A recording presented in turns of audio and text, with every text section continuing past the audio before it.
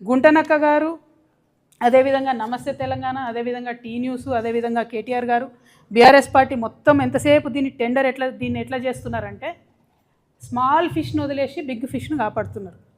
చిన్న చేప పిల్లను పట్టుకున్నట్టు చూపించి తిమింగలాన్ని కాపాడుతున్నారు.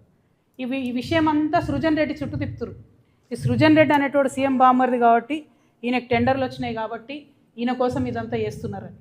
వాస్తవానికి ఏంటంటే నయని అనేటటువంటిది పెద్ద తిమింగలం మెగా కృష్ణారెడ్డి గారి కోసం.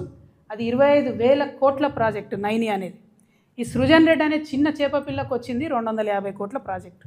సో ఈ 250 కోట్ల ప్రాజెక్ట్ వచ్చిన చూపించి పెద్ద తిమింగలాన్ని వదిలిపెట్టాలనే ప్రయత్నం గుంటనక్క గారు తీవ్రంగా చేస్తున్నారు.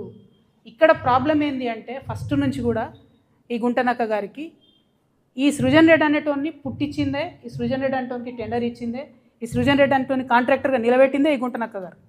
ఆయన ఇరిగేషన్ మినిస్టర్గా ఉన్నప్పుడు సృజన్ రెడ్డికి మొదటి కాంట్రాక్ట్ వస్తుంది. ఇదే సింగరేణిలో రెండు వచ్చినాయి బొగ్గు గనులు బీఆర్ఎస్ హయాంలో సృజన్ రెడ్డికి. అప్పుడు గుర్తు రాలేదా సృజన్ రెడ్డి రేవంత్ రెడ్డి బావమరదని?